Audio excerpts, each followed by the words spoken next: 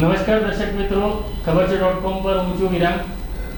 ઇલેક્શનનું પરિણામ, લોકસભા ચૂંટણીનું પરિણામ હવે લગભગ આવી ચૂક્યું છે અને તમને ખબર જ શું છે. આપણે એની પર વાત નથી કરવી. આપણે એની પર વાત કરવી છે કે આની પહેલાં લગભગ જેટલા પણ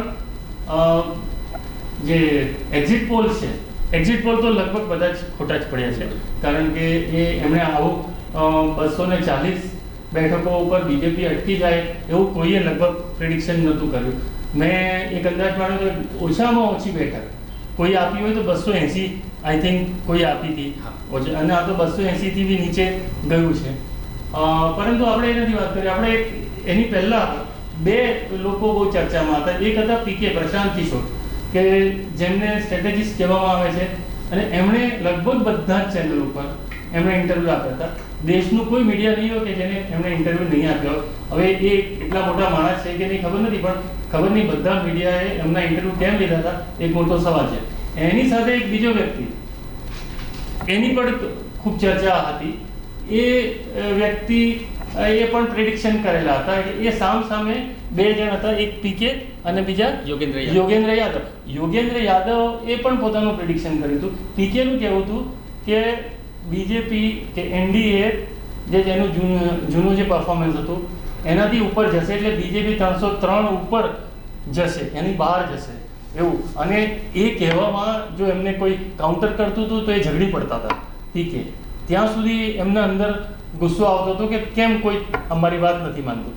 એની સામે યોગેન્દ્ર યાદવ હતા. યોગેન્દ્ર યાદવે એવું કહેલું કે 272 લાવવું એ બીજેપી માટે બહુ અઘરું હશે.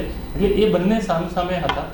તો આપણે ચેતનભાઈ સાથે આ વિશે વાત કરીએ કે આવું કેવી રીતે થયું, કે કેમ પીકે ખોટા પડ્યા અને યોગેન્દ્ર યાદવ કેમ સાચા પડ્યા. વિરાંગભાઈ, જે ઇલેક્શનના છેલ્લા 2 ફેઝ હતા તે વખતે પ્રશાંત કિશોરનો ઓપિનિયન ખૂબ જોરશોરથી એને આગળ વધારવામાં આવ્યો. કારણ કે 5 ફેઝ સુધી જ્યાં સુધી ઇલેક્શન ચાલ્યું ત્યાં સુધી યોગેન્દ્ર યાદવનું અનુમાન, એમનો ઓપિનિયન, તેમનું એનાલિસિસ ખૂબ વાયરલ થયું અને લગભગ તેની સાથે તમામ મીડિયાનું, એટલે કે જે ડિજિટલ મીડિયા છે, ડિજિટલ મીડિયામાં તમામ ઓપિનિયન એ તરફ જ બતાવતા હતા કે બીજેપીને મોટા પાયે નુકસાન થઈ રહ્યું છે અને બીજેપી 272ના મેજિક ફિગર સુધી નથી પહોંચી રહી. એટલે આ પ્રકારનો ઓપિનિયન એક ચાલી રહ્યો હતો યોગેન્દ્ર યાદવનો. અને યોગેન્દ્ર યાદવના ઓપિનિયનની સાથે બાકીના જે પણ ડિજિટલ મીડિયા છે, ડિજિટલ મીડિયાની અંદર પણ આ પ્રકારના ઓપિનિયન ચાલી રહ્યા હતા કે બીજેપી 272ના મેજિક ફિગર સુધી નથી પહોંચી રહી. પરંતુ જ્યારે 6ઠ્ઠો અને 7મો ફેઝ ઇલેક્શનનો બાકી હતો ત્યારે પ્રશાંત કિશોર, કે જેને આધુનિક પોલિટિક્સના ચાણક્ય અને સ્ટ્રેટેજિસ્ટ ગણાવાય છે, અને એ પ્રકારના એમનું ચિત્ર ઊભું કરાયું છે કે પ્રશાંત કિશોર કે તે બધું સાચું જ પડતું હોય છે અને પ્રશાંત કિશોરનું પ્રિડિક્શન જે કોઈ પણ સંજોગોમાં ખોટું નથી હોતું. તો પ્રશાંત કિશોરે એવો દાવો કર્યો હતો કે બીજેપી તેનું 303નું જે હાલનું પરફોર્મન્સ છે તેનાથી પણ આગળ જશે. તેને ઉત્તર અને પશ્ચિમના રાજ્યોમાં કદાચ નુકસાન થશે તો એ પૂર્વ અને દક્ષિણના રાજ્યોમાંથી એ નુકસાનને કવર કરી લેશે અને વધારે સારી એ સીટો મેળવશે. કદાચ એનડીએની સાથે 350-400ની આસપાસ પણ બીજેપી પહોંચી જાય તેવું તેમને પ્રિડિક્શન કર્યું હતું. પરંતુ આ તમામ પ્રિડિક્શનોની વચ્ચે યોગેન્દ્ર યાદવનું પ્રિડિક્શન એકદમ સટીક સાબિત થયું છે અને પ્રશાંત કિશોરનું પ્રિડિક્શન માત્ર તેમણે એક પોલિટિકલ સ્ટ્રેટેજીના ભાગરૂપે બહાર પાડ્યું હોય તેવું પુરવાર થયું છે. એક હમણાં એવું કહેવાય છે કે આ વખતનું ઇલેક્શન છે ને યુટ્યુબ ઇલેક્શન છે. અને શું એવું લાગે છે કે જે યોગેન્દ્ર યાદવ છે એ યુટ્યુબ પર વાયરલ થયો અને સૌથી વધારે એને જોવા, એટલે એક પ્રકારની એવી હવા ઊભી થઈ કે ભાઈ આ 272 જ થશે. તો એ જે યુટ્યુબ પર જે હવા ઊભી થઈ એને કાઉન્ટર કરવા માટે પ્રશાંત કિશોરને ટીવી પર લાવવામાં આવ્યું એવું લાગે છે આપને? બિલકુલ, મને બિલકુલ એ જ લાગે છે કે જે પ્રકારે ડિજિટલ મીડિયાની અંદર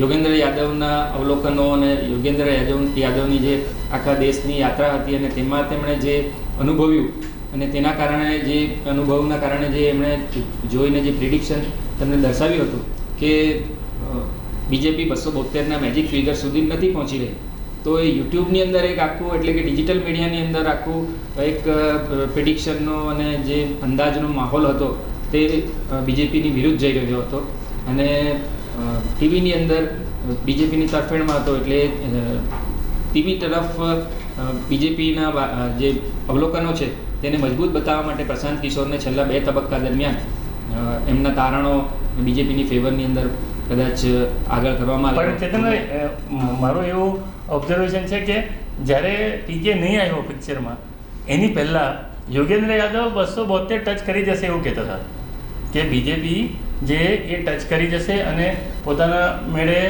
બહુમતી લઈ આવશે એવું કહેતા હતા. પણ જેમ જ પીકે પિક્ચરમાં આવ્યો ને એટલે યોગેન્દ્ર યાદવે પાછું ચેન્જ કર્યું કે ના બહુમતી નહીં આવશે એવું થયું હતું. ના ભાઈ વિરાંગભાઈ પીકેનું 5મા તબક્કા પછી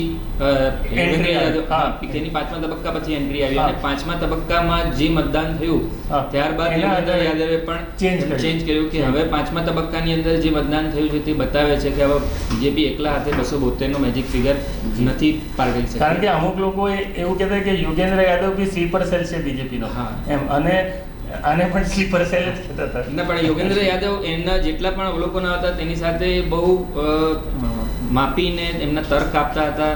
તર્કની સાથે તેમના અવલોકનો અને બાકીની ફેક્ચ્યુઅલ કન્ડિશનને પણ તેઓ દર્શાવતા હતા.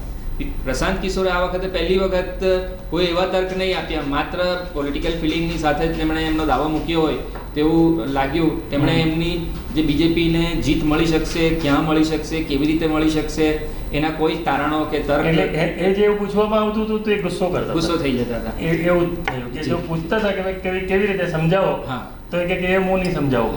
એમ એના માટે એમણે તે કરણ થાપરની સાથે પણ ઝઘડી પડ્યા હતા. ઇવન બીજા પેલા વાસુ સાથે પણ ઝઘડી પડ્યા હતા. એટલે એ